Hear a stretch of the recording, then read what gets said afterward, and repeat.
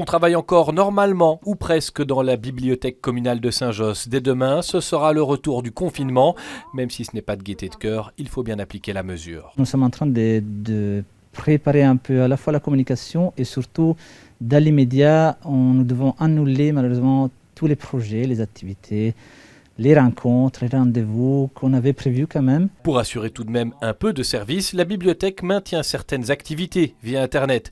Des colis de livres seront également disponibles sur réservation. C'est doublement dur voir un lieu qui normalement est animé et fréquenté par beaucoup de monde, d'enfants, de personnes âgées, des seniors, etc., de les voir fermés, mais voilà, c'est la réalité, il faut être attentif à la situation sanitaire. Une situation sanitaire inquiétante pour les autorités locales qui procèdent donc à une série de fermetures. Nous avons une activité qui est parfois trop dense, avec un risque sanitaire réel, et donc nous avons décidé de fermer tantôt la piscine, les maisons de jeunes, les salles de sport, les salles polyvalentes, pour ne plus encourir de risques. Le bourgmestre se demande si ce qui se passe sur son territoire ne risque pas de se produire partout ailleurs. Cette mesure, évidemment, peut paraître pour certains un peu dure, mais vous savez, quand on triple en à peine 3 semaines le nombre d'hospitalisations, quand on voit le nombre de soins intensifs, de lits en soins intensifs qu'on a, à un moment donné, il ne faut pas attendre d'être dans une situation encore plus grave pour prendre ces mesures. Mirkir promet d'évaluer en permanence l'impact de ces fermetures. Elles sont décidées pour 1 mois au minimum.